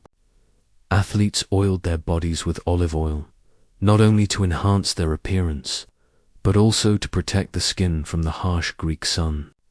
Before events, they dusted themselves with fine sand to absorb sweat and provide grip during wrestling matches. This preparation was a ceremony in itself, transforming the body into a living offering for the gods and a spectacle for the crowd. What might strike us as awkward or taboo was, for the Greeks, the ultimate expression of honesty and purity in competition. To them, victory was not only about crossing the finish line or throwing the farthest. It was about embodying an ideal. Naked, glistening with oil, and cheered on by their Palachi, the athletes of Olympia competed not just for glory, but to show the gods what human excellence could achieve. Before the sound of sandals pounding the track or the clash of wrestlers in the sand, the Olympic Games began with ritual. At the heart of Olympia stood the great altar of Zeus, where priests performed ceremonies to sanctify the contests. The games were first and foremost an act of devotion, and no competition could proceed without honoring the gods who presided over it. Central to these rites was fire. Flames kindled from the hearth of Hestia, goddess of the home, burned continually in Olympia, symbolizing the eternal presence of the divine. During the games, sacrifices were made at this sacred flame, most famously the hecatomb, 100 oxen offered in Zeus's honor. The smell of roasted meat drifted across the sanctuary, mingling with incense and chants, reminding athletes and spectators alike that they were guests in the gods' domain. Every athlete took part in these rituals. Before competing, they marched in solemn procession to the altar, accompanied by judges and priests. There, with hands raised, they swore sacred oaths to abide by the rules, to train faithfully for 10 months, and to compete with honor. This was not a hollow promise. Breaking the oath meant not just disqualification, but sacrilege. Fines were steep, and names of cheaters were etched onto stone pillars, eternal reminders of disgrace. The rituals extended to victory as well. When an athlete triumphed, his crown of olive leaves was not handed casually. It was cut with a golden sickle from the sacred grove of Zeus, believed to be planted by Heracles himself. The victor would then dedicate offerings at the temple, leaving behind bronze tripods, shields, or statues in thanks. Each object told a story, a physical reminder that victory belonged not just to the athlete, but to the god who blessed him. Even the scheduling of the games revolved around sacred timing. Held every 4 years, the Olympics marked a sacred cycle, binding generations of Greeks together in a shared rhythm of devotion and competition. Festivals, sacrifices, and prayers framed every event, ensuring that sport was never separated from piety. The sacred flame, the oaths, and the offerings transformed Olympia from a mere athletic festival into a religious experience. Victors were not only champions of their cities, they were chosen of Zeus, sanctified by fire and blood, elevated above the ordinary. To win Olympia was to prove not only human greatness, but divine favor. Once the sacred rituals were complete, the heart of the Olympics began, the contests themselves. Unlike the modern games, which sprawl across weeks and countless events, the ancient Olympics were more compact, but no less brutal. These were not pastimes, they were trials of strength, speed, and endurance, designed to reveal who stood closest to the divine ideal of excellence or areta. The stadium race was the centerpiece of the early games, a sprint of roughly 200 meters. It was the very first recorded Olympic event in 76 BCE. Athletes crouched at the starting line, carved into stone, their feet braced, their bodies tense. At the signal, they exploded forward, legs pounding the earth, lungs burning, the roar of the crowd echoing through the stadium.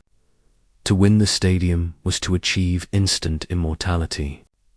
The victor's name became the official marker of that Olympiad, recorded for all of Greece to remember. As the games expanded, new events were added. The Dialos was a double stadium sprint demanding not just speed but endurance. The Deutschos, a long D-distances run of nearly 3 miles, tested the patience and willpower of athletes under the sweltering summer sun. Running was the purest contest, a race against time, the body, and the gods. But the Greeks were not content with sprints alone. They loved combat. Wrestling was a favorite, a contest fought not with weapons, but with sheer strength, balance, and cunning holds. Matches were held in the sand, bodies slick with oil and dust, as men grappled until one was thrown 3 times. Boxing, by contrast, was far more savage. Fighters bound their fists with leather thongs, turning hands into blunt weapons. There were no weight classes, no time limits, and no mercy.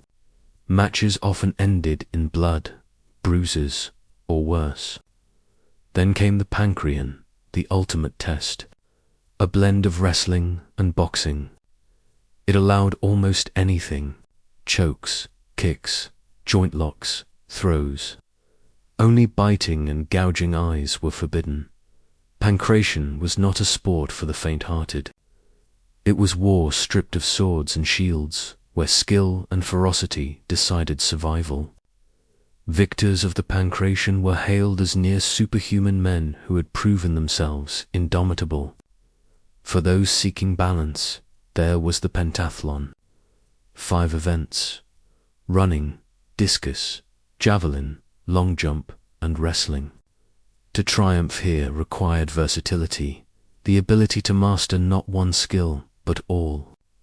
Pentathletes were celebrated as the true embodiment of Greek excellence, warriors in body and soul.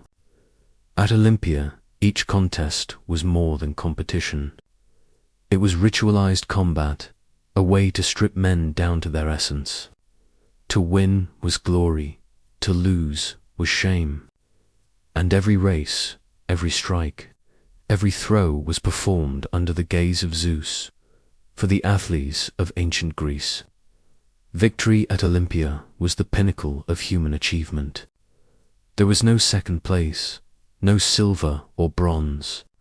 Only one man in each event could claim the olive crown, and that single triumph carried more weight than a lifetime of smaller honors.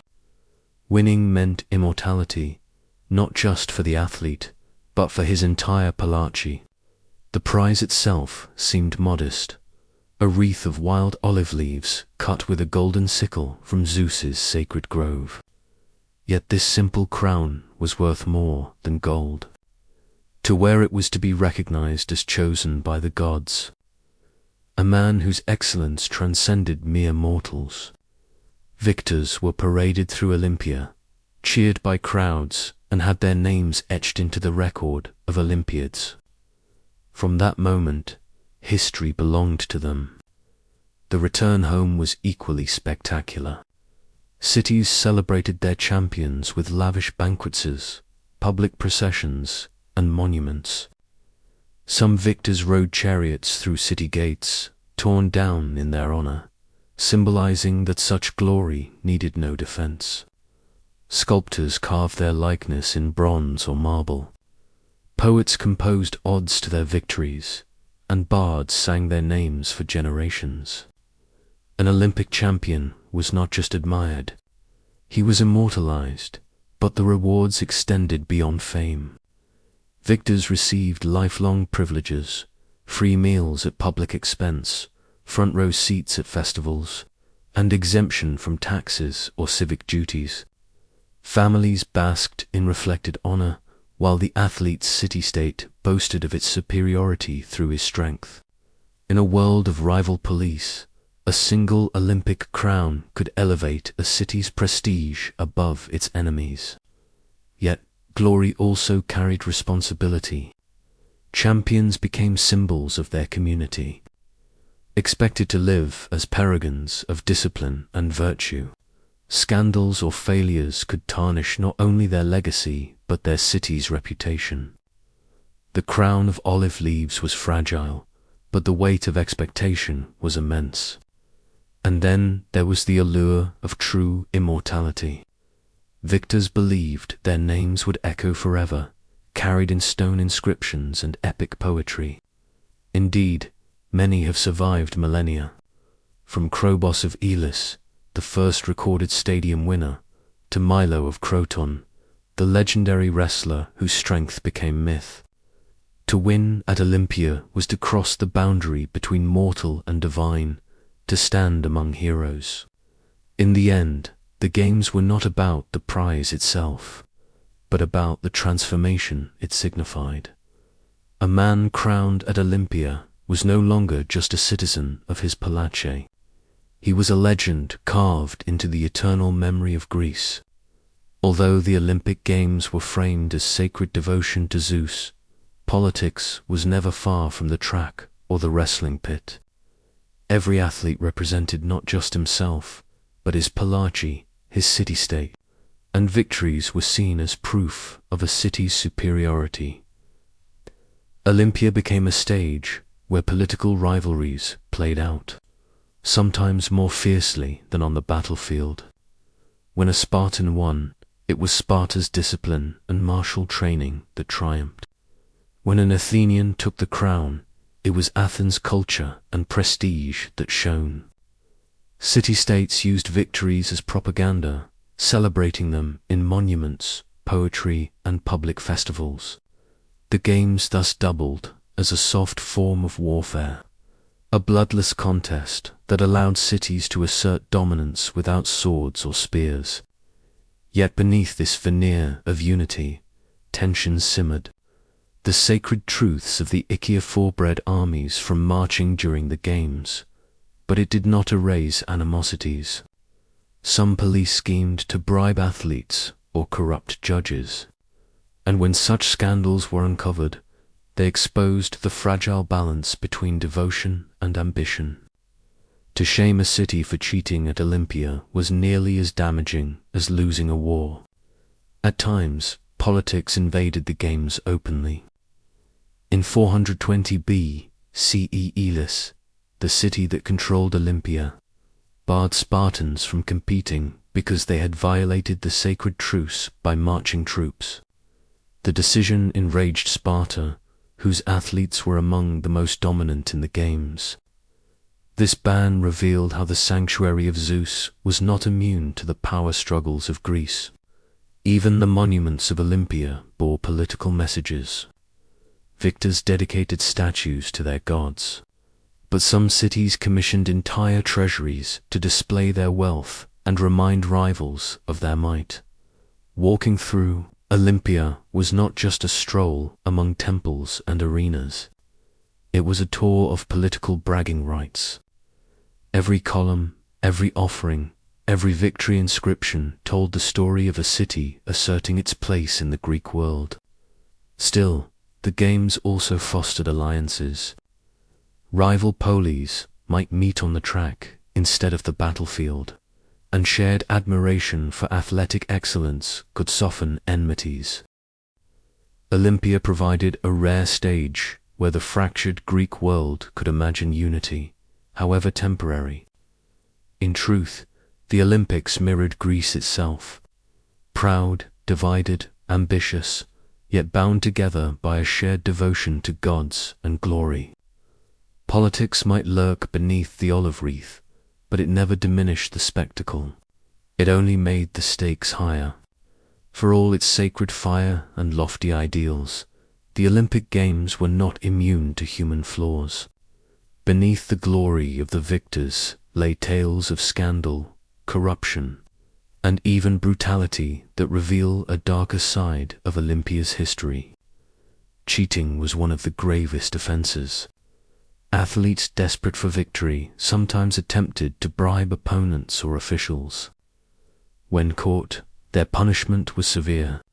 Heavy fines used to fund bronze statues of Zeus, known as Zanes, which were placed at the entrance to the stadium. Each carried inscriptions naming the guilty, a public shaming that ensured no one forgot their disgrace. Walking past these statues, future athletes were reminded that the gods demanded fair play and that dishonor was eternal. Some scandals came from cities rather than individuals. Wealthier sometimes attempted to influence outcomes by providing lavish gifts to athletes or manipulating judges. These acts exposed the tension between the game's sacred devotion and the political rivalries simmering beneath. Even in Olympia, the line between piety and ambition was thin. Then there were the darker stories of the competitions themselves. Boxing and pancreon were brutal, often leaving men bloodied, broken, or even dead. Death in the arena was not uncommon, and while the crowd might gasp in awe at the ferocity, it underscored that the pursuit of glory came at a terrible cost. Legends tell of athletes like Arachon, a pancreon champion who died in the very moment of victory. His opponent, locked in his deadly grip, signaled submission even as Arachon took his last breath. Crowned posthumously, his story became both a caution and an inspiration. Ultimate victory could demand ultimate sacrifice. There were also myths that cast a shadow over the games.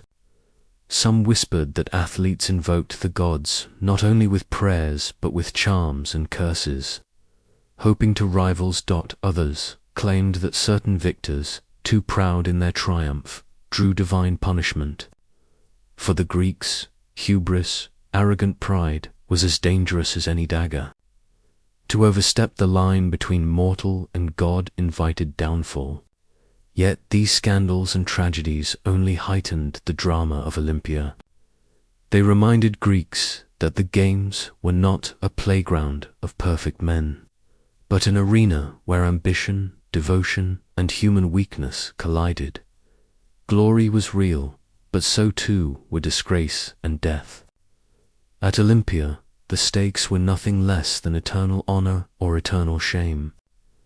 When the dust settled after each Olympiad, what remained was not only the memory of the contests, but the enduring spirit of the games themselves. The legacy of the first Olympics reached far beyond the stadium at Olympia. It shaped Greek identity, politics, and even the way the Western world would later view sport and culture. For the Greeks, the Olympics became a sacred calendar. Every 4 years, time itself was measured in Olympiads, serving as a common marker for history across city-states, often at war with one another. To speak of an event happening in the 3rd year of the 50th Olympiad was to bind Greek memory to the Games. They were not just athletic festivals. They were the heartbeat of Hellenic civilization. The athletes who won became immortal not only in statues and inscriptions, but in the cultural imagination. Poets like Pindar crafted elaborate victory odes linking champions to heroes of myth and placing their names alongside Achilles or Heracles. In this way, the Games blurred the line between history and legend, allowing mortal men to step into the realm of myth. The influence also rippled through politics. Victories were celebrated as proof of a city's strength, while the sacred truths offered fleeting glimpses of unity in a fractured world. For brief days, the Greeks laid down arms, shared feasts, and watched their finest compete under the same sky. Olympia reminded them that despite their rivalries, they belonged to a common culture bound by God's language and ideals. Even after Greece fell under Roman rule, the Olympics continued, adapting but never losing their aura of sanctity. Emperors themselves sought the glory of Olympia, understanding that to triumph there was to inherit the mantle of Greek greatness. The Games endured for over 1,000 years, a tradition so deeply ingrained that when revived in modern times, they still carried echoes of their ancient soul. The first Olympics set the template. Sport not as leisure, but as devotion. Competition not for wealth, but for honor. Victory not for self alone, but for family, city, and gods. Naked athletes racing beneath the blazing sun. Oaths sworn at Zeus's altar. Olive crowns cut from sacred groves. All of these became symbols of humanity's striving for excellence. Their legacy endures today. Every flame lit, every medal awarded, every nation gathering in truce carries within it the faint but unbroken memory of Olympia, where men once ran, fought, and bled not only for themselves, but for the gods. The Medici family name is now synonymous with wealth, power, and the Renaissance itself. But their story began far more modestly in the late 14th century. Florence was already a city of restless ambition, alive with the hum of looms, the clink of coin, and the ceaseless chatter of merchants. Banking was becoming the lifeblood of European commerce. And it was here that Giovanni de' Medici laid the foundation for one of history's most influential dynasties. Born around 1360, Giovanni was not destined for greatness in the way noblemen or generals were. His gift was quieter, an instinct for finance. At a time when lending money was risky, both economically and spiritually, condemned by the church as usury, Giovanni mastered the art of discretion. He kept interest rates subtle, cloaked transactions in acceptable practices, and made the Medici Bank a model of both profit and prudence. By the early 1400s, his network of branches stretched across Europe, from Rome to Venice, Geneva to Bruges. This was more than a family business. It was the nervous system of European trade. What set Giovanni apart was not just financial cunning, but political awareness. He understood that in Florence, wealth alone was not enough. The city was a republic in name, but dominated by shifting factions of wealthy families. Survival required balance, supporting the common people just enough to win their trust, while never alienating the elites. Giovanni perfected this balancing act. He lent generously to popes and princes, yet positioned himself as a man of the people, modest in lifestyle compared to his rivals. In 1421, he became gonfalonier, the highest office of Florence, not through intimidation, but by cultivating quiet respect. Unlike other magnates, Giovanni avoided flaunting his wealth. He walked through the streets without a retinue, treated citizens with courtesy, and contributed to civic life. This careful image made the Medici Bank not only prosperous, but trusted, a rare and invaluable currency in Florence's volatile politics. By the time of his death in 1429, Giovanni Dici had done something extraordinary. He had turned a respectable but ordinary family into one of Florence's leading houses. His wealth would fund the next generation, but his real legacy was subtler. He gave the Medi their reputation for shrewd discretion, political survival, and a vision that reached beyond business into the destiny of Florence itself. When Giovanni Dici died in 1429, the weight of the Medici name passed to his son, Cosmo de' Medici. Giovanni had built a fortune, but Cosmo would transform that wealth into something far greater: political dominance and cultural influence. In a city like Florence, jealous of its republican ideals, yet constantly pulled by rival families, Cosmo learned that brute force could topple you, but subtlety could keep you in power for generations. Cosmo inherited not just the Medici Bank, but also his father's philosophy: stay useful, stay modest, and never flaunt power too openly. He cultivated allies among Florence's guilds, sponsored civic projects, and earned the trust of ordinary Florentines who admired his down-to-earth demeanor. Yet behind this modest mask was a man pulling the strings of Florence's politics with unmatched skill. The Albizzi family, long-time rivals, accused him of seeking tyranny. In 1433, they briefly succeeded in exiling Cosimo, thinking Florence would thrive without him. Instead, the city's economy faltered. Loans dried up, confidence collapsed, and the people quickly realized how essential the Medici were. Within a year, Cosmo was triumphantly recalled. His return was not simply the restoration of a banker. It was the quiet birth of Medici dominance. From then on, Cosmo earned the title Patti Patri, Father of the Fatherland. But Cosmo's true genius lay not only in politics, but in patronage. He understood that money could buy loyalty, but art could buy immortality. He funded the reconstruction of San Lorenzo, one of Florence's great churches, and supported the brilliant architect Filippo Bruni in completing the dome of Santa Maria del Fiore, an engineering marvel that still dominates the Florentine skyline.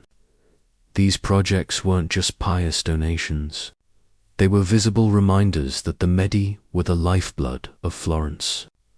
Cosmo also gathered scholars, commissioning translations of ancient Greek texts and fostering the Platonic Academy, where philosophy, science, and art blended into the spark of the Renaissance. By surrounding himself with thinkers and artists, he elevated the Medici from mere bankers to cultural leaders. By the time of his death in 1464, Cosmo had ensured that the Medi were not just wealthy, but indispensable. He proved that Florence's golden age of art and politics could be shaped not by kings or armies, but by a banker who mastered the art of quiet power. Under Cosimo de' Medici, Florence transformed from a bustling mercantile republic into the beating heart of the Renaissance. The city itself became a canvas, and the Medici used it to project their vision of power and beauty. Florence was more than a home. It was the stage on which the Medici dynasty performed, and every street, dome, and fresco carried their signature. Cosimo understood that architecture was politics in stone. His patronage reshaped Florence's skyline. He commissioned Michelato to build the Palazzo Medici, a palace both imposing and restrained. Unlike the gaudy fortresses of rival families, the Medici palace was designed with calculated modesty, grand enough to impress, but subtle enough to avoid accusations of tyranny. Its austere facade told Florentines that the Medici were powerful, yes, but also humble servants of the city. Religious architecture carried even greater weight. Cosmo funded the rebuilding of San Lorenzo, the family church, and financed Brunelleschi's work on the dome of Santa Maria del Fiore. That dome, soaring, impossible, and awe-inspiring, became Florence's crowning glory, a symbol not only of human genius, but of Medici generosity. Every citizen who looked up at it knew whom to thank. The Medici also turned Florence into a living museum. Cosmo and later his descendants filled churches, chapels and convents with fresco and altarpieces. They sponsored Francesco, Donatello and Ghiberti, artists who elevated sacred spaces into realms of light and color. Art was not a private indulgence, but a public statement. By beautifying Florence, the Medici secured both divine favor and civic gratitude. Yet patronage went beyond buildings and paintings. Cosmo cultivated Florence as a hub of intellectual life. He funded the Platonic Academy where Marsilio Ficino and other scholars revived ancient Greek philosophy, blending it with Christian thought. In doing so, he created an intellectual current that shaped not just Florence, but Europe itself. Ideas born in Medi salons rippled outward, fueling the Renaissance's explosive creativity. This intertwining of politics, art, and philosophy ensured that Florence itself became synonymous with Medi. Rivals might win battles in councils or on the streets, but they could not compete with the sheer cultural gravity the Medi generated. By investing in the city, the family tied its fate to theirs. Florence flourished because the Medici flourished, and the people learned to see their rulers not as tyrants but as the patrons who made their city the jewel of Europe. If Cosmo built the Medici Empire, it was his grandson Lorenzo who gave it brilliance. Born in 1449, Lorenzo de' Medici, later called Il Magnifico, embodied the spirit of the Renaissance. He was not only a banker and politician, but also a poet, diplomat, an unrivaled patron of the arts. Under his guidance, Florence reached its cultural zenith, dazzling Italy with splendor while walking the razor's edge of political survival. Lorenzo inherited the family mantle in 1469, and from the beginning, his leadership style was different. Where Cosimo was cautious and reserved, Lorenzo was magnetic, flamboyant, and larger than life. He presided over lavish festivals, jousts and carnivals that turned Florence into a city of constant celebration. Yet beneath the poetry and pageantry, Lorenzo was a shrewd statesman. He understood that Florence's survival depended not on armies. Its militia was weak, but on diplomacy, alliances, and the careful balancing of Italy's fractious city-states. As a patron, Lorenzo was unmatched. He sponsored young geniuses like Buccelli, whose Birth of Venus and Primavera became icons of Renaissance beauty. He supported Gerardo Vario, and most famously the teenage Michelangelo, whom Lorenzo welcomed into his household like family. His circle included poets, philosophers, and scholars who turned Florence into the cultural capital of Europe. For Lorenzo, art was more than decoration. It was propaganda. Every masterpiece was a testament to Medi greatness, but power invited enemies. Rival families, envious of Medi dominance, conspired against him. The most infamous attempt came in 1478 during the Pazzi conspiracy. On Easter Sunday, assassins struck inside Florence's cathedral. Lorenzo was wounded, but his brother Giuliano was brutally murdered at the altar. Instead of collapsing, Lorenzo seized control, rallying the people and crushing the conspirators in a wave of public fury. The Medici emerged bloodied but stronger than ever, their grip on Florence unshakable. Yet Lorenzo's rule was not without cost.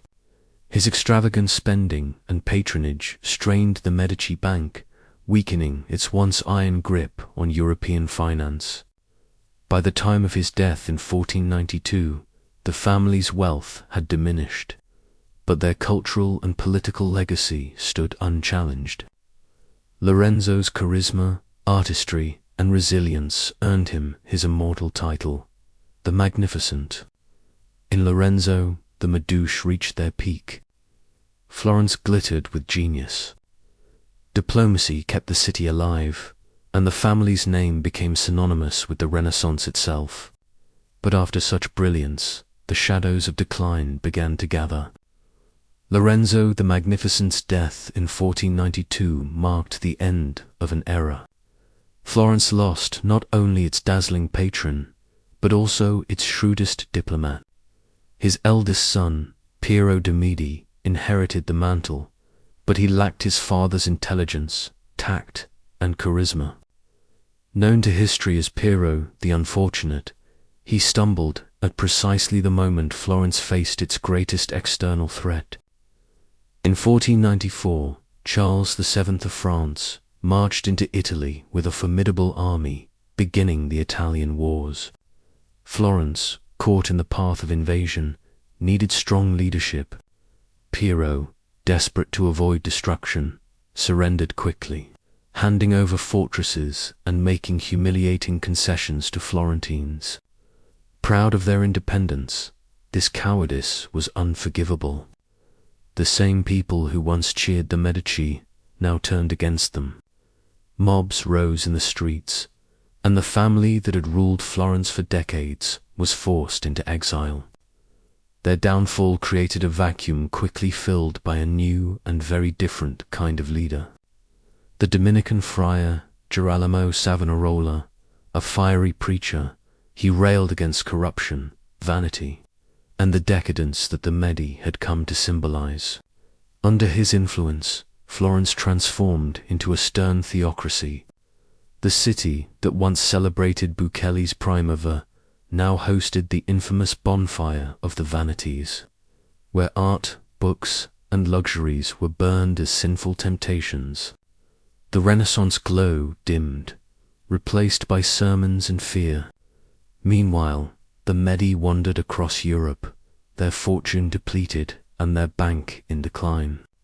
The once mighty Medici Bank had already begun to falter under Lorenzo's extravagant spending and poor management by later branches. As creditors demanded repayment and rivals gained ground, the Medici found themselves stripped of their financial empire as well as their political one. Yet exile was not the end. The Medici retained allies abroad and loyal supporters within Florence who remembered their generosity. The family bided their time, waiting for the tides of fortune to turn. Florence under Savonarola grew restless. His strict rule alienated the people, and eventually he too was overthrown and executed. The stage was being set for the Medici's dramatic return. The exile of 1494 was the family's first major fall, a stark reminder that power in Florence was fragile. Yet, as history would show, the Medici were masters of resilience. Their dynasty would not only survive, but would rise again, reshaped and more determined than ever to reclaim their place at the heart of Florence. The Medici exile lasted nearly 2 decades, but their absence only sharpened the family's instinct for survival. Politics in Florence remained turbulent after Savonarola's fall, swinging between republican government and factional chaos. In this instability, Medici allies saw opportunity. The family, though stripped of power at home, used their vast European connections to plot a comeback. The turning point came in 1512 when a Medici cousin, Cardinal Giovanni de' Medici, leveraged papal influence to secure Florentine restoration. With the support of Spanish troops, Medici forces re-entered Florence and toppled the Republic. After years in the wilderness, the family was back on their ancestral stage. Yet, this restoration was different from Cosmo's subtle dominance or Lorenzo's dazzling rule. The Medi of the 16th century returned harder, more authoritarian, and less willing to cloak their ambitions. Cardinal Giovanni's rise to the papacy as Leoax in 1513 sealed their resurgence. A Medi now sat on the throne of St. Peter, wielding spiritual and temporal power over Christendom.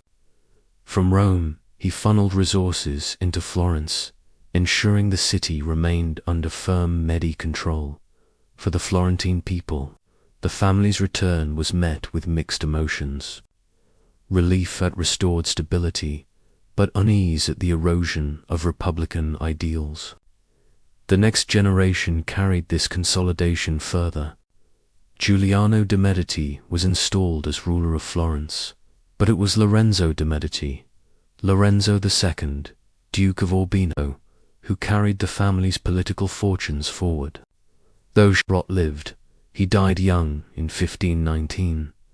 His legacy proved monumental, for his daughter Catherine would one day become Queen of France. Meanwhile, Giovanni's cousin Giulio de' Medici rose within the church, becoming Pope Clement VII in 1523. Under his leadership, the Medici straddled Florence and Rome, ruling both city and papacy. Yet, Clement's reign would be tested by disaster. The 1527 sack of Rome, one of the most catastrophic events of the Renaissance. Still, the Restoration marked the Medici's transformation from Florentine bankers into dynastic rulers with European clout. The family no longer relied solely on commerce or subtle patronage. Now they wielded papal tiaras, military alliances, and dynastic marriages. The Medici were no longer just Florence's family. They were a dynasty with continental ambitions. Their return reshaped Florence forever. The Republic's dream was fading, and the Medici had become not cautious caretakers, but princes in all but name. Florence was entering a new chapter, one where Renaissance brilliance walked hand in hand with dynastic power. By the early 16th century, Florence's republican spirit was little more than a memory. The Medici, once careful to hide their power behind the facade of civic institutions, now pursued outright rule. The city that had once expelled them for arrogance was steadily transformed into their dynastic possession. The shift began under Pope Clement VII, who in 1529 brokered imperial support to crush a resurgent Florentine republic. When Emperor Charles Phil's forces besieged Florence, the city resisted fiercely, inspired by republican ideals and the fiery writings of Niccolò Machiavelli. But after a grueling siege, Florence surrendered in 1530. This defeat ended nearly 2 centuries of republican tradition. Clement installed his illegitimate nephew, Alessandro de' Medici, as Duke of Florence, the first time the family held hereditary princely authority. Alessandro's rule, however, was short and brutal. Known for his tyranny, he alienated allies and fueled conspiracies. In 1537, he was assassinated by a distant relative, Lorenzino de' Medici, who styled himself a Republican avenger. But rather than restore liberty, Alessandro's death paved the way for Cosmo, Fred de' Medici, a distant cousin from a junior branch, to seize power. Cosmodori proved to be one of the most formidable Medici rulers. Only 17 when he took control, Many underestimated him as a puppet of Florence's elites. Instead, Cosmo consolidated power with ruthless efficiency. He crushed opposition at the Battle of Montemurdo, subdued the city's factions, and transformed Florence into a centralized duke. By 1569, he secured papal recognition as Grand Duke of Tuscany, elevating the Medici beyond Florence into regional rulers. Under Cosmo, Florence's political landscape was reshaped. Republican councils became ceremonial, while real authority flowed through the ducal court. Yet Cosmo balanced his iron grip with lavish patronage. He built the Uffizi not just as offices, but as a statement of Medici order and artistic dominance. He fortified the city, expanded Tuscan territory, and married into Europe's great dynasties, linking the Medici to Habsburg and Bourbon courts. With Cosmo I, the transformation was complete. The Medi were no longer bankers masquerading as humble citizens. They were princes, their authority sanctioned by the Pope, backed by emperors, and legitimized by bloodlines. Florence's golden republic was gone, but in its place rose a ducal state that would ensure the Medici name endured for centuries. As the Medi cemented their power in Florence and Tuscany, their ambitions spilled far beyond Italy. Through strategic marriages, the family extended its reach into the heart of European royalty. Remarkably, two Medi women, Catherine and Marie, would rise to become queens of France, wielding influence not with banks or palaces in Florence, but with crowns on their heads. Catherine de' Medici, the daughter of Lorenzo de' Medi, was born in 1519, just as her family's fortunes were being restored. Orphaned young, she became a pawn in Europe's dynastic chess game. In 1533, at only 14, she was married to Henry, Duke of Orleans, the future King Henry II of France. At first, her position seemed weak. Her husband was openly devoted to his mistress, Diana Dyer, and Catherine appeared sidelined. Yet, Catherine was patient. When Henry became king in 1547, she endured in silence, biding her time. Her true power emerged after Henry's sudden death in 1559, with her young sons too immature to rule. Catherine stepped in as Queen Mother and Regent. For 3 decades, she steered France through one of its darkest periods. The wars of religion between Catholics and Protestants, ruthless when necessary. She became infamous for the St. Bartholomew's Day massacre of 1572, when thousands of Protestants were slaughtered in Paris. Loved by some, feared by many, Catherine ensured the survival of the Valois dynasty and carved her name into history as one of Europe's most formidable queens. A generation later, another Medici woman, Marie de' Medici, followed a similar path. Born in Florence in 1575, she was married to King Henry IV of France in 1600. Unlike Catherine, Marie was not sidelined. She brought with her immense wealth, strengthening Henry's finances. When he was assassinated in 1610, she too became regent for her young son, Louis VI. Marie's regency was marked by intrigue and excess. She surrounded herself with Italian advisors, arousing resentment among French nobles, and commissioned magnificent art and architecture, including the Luxembourg Palace in Paris. Eventually, her son pushed her aside, but her influence endured.